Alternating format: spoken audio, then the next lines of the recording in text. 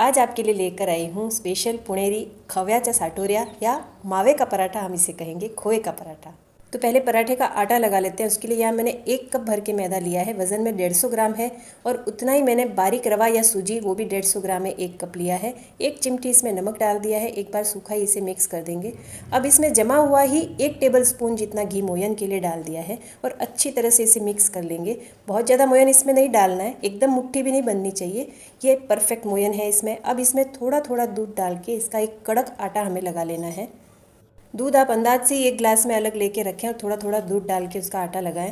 तो ये देखिए, इस तरह का इसका कड़क सा आटा लगाना है हमें। और अब इसे ढक्कन लगा के एक 10 से 15 मिनट के लिए छोड़ देंगे। इसकी स्टफिंग के लिए मैं आज ले रही हूँ अमूल का खोया। मैं यहाँ प्रोडक्ट का कोई प्रमोशन नहीं कर रही हूँ। मैंने यहाँ 1 कप मावा लिया है, वज़न में ये 200 ग्राम है। इसे हाथ से थोड़ा क्रम्बल कर लेंगे। अब एक पैन में मैंने 1 छोटा चम्मच घी डाला है और इसमें 1/4 कप बारीक सूजी डाली है, वज़न में 50 ग्राम है। और इस सूजी को हमें मंद आंच पे भूनना है।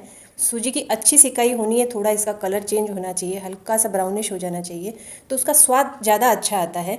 और इसमें डाल रही हूँ 1 बड़ा चम्मच जितना खसखस। मंद आंच पर ही खसखस और सूजी को अच्छी तरह से भून लेना है। ये जब दोनों अच्छी तरह से भून जाएंगे तो एक प्लेट में निकाल दूंगी मैं। अब उसी पैन में डाल रही हूँ जो खोया मैंने हाथ से क्रम्बल करके रखा था वो। और इस मावे को भी हमें अच्छी तरह से भूनना है, इसकी पूरी खचास निकल जानी चाहिए, क्योंकि ये पराठे जो है वो बना के हमें कम से कम 8 से 10 दिन स्टोर करने हैं। तो मावे की सिकाई भी अच्छी होनी चाहिए। मंद आंच पर ये प्रोसेस करें। देखिए, ये मावा भी हमारा अच्छे से सिक गया, इसका कलर चेंज हो गया और पैन भी छोड़ने लग गया है मावा, मतलब एकदम परफेक्ट तैयार है। जिस प्लेट में मैंने सूजी और खसखस निकाली थी उसी में ये सिका हुआ मावा भी निकाल दूंगी मैं। और सूजी और मावे को अच्छी तरह से एक बार मिक्स कर लेंगे।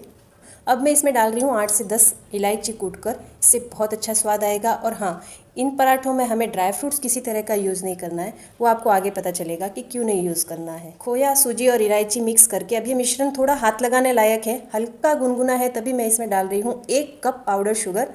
तो वज़न में ये 125 ग्राम है। हमारा खोया और सूजी मिला के 250 ग्राम हुआ था, उसमें 125 ग्राम यानी आधा मैंने पाउडर शुगर डाली है। और ये हल्का सा गर्म रहते इसलिए डालना है क्योंकि हमें इसका इस तरह से आटा सा लगाना है, थोड़ा गीला सा रखना है।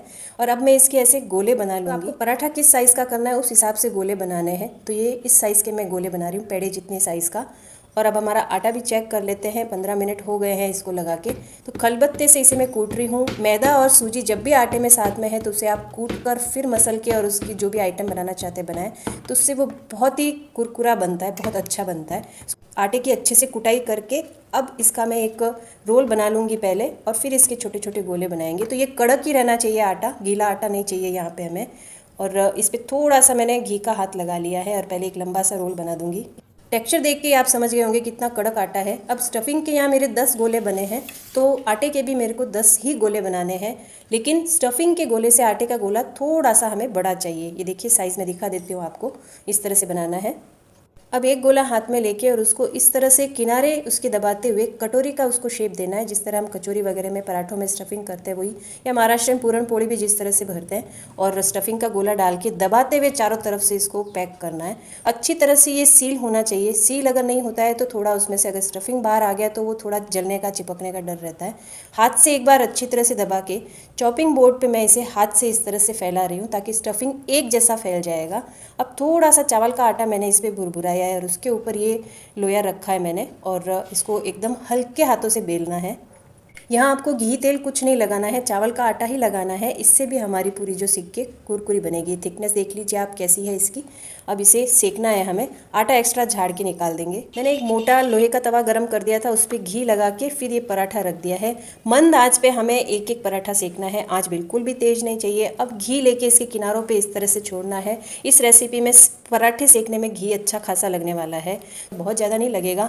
100 से 150 ग्राम घी में सारे पराठे तैयार हो जाएंगे। तो एक साइड से सेकने के बाद पलट कर मैं इसे फिर से दूसरी तरफ भी घी लगा के अच्छे से दबा दबा के सेक रही हूँ। ड्राई फ्रूट्स इसीलिए नहीं डाले थे, ड्राई फ्रूट्स डालते तो स्टफिंग फट जाती, लेकिन फिर भी आप डालना चाहें तो काजू या बादाम के पाउडर करके डाल सकते हैं।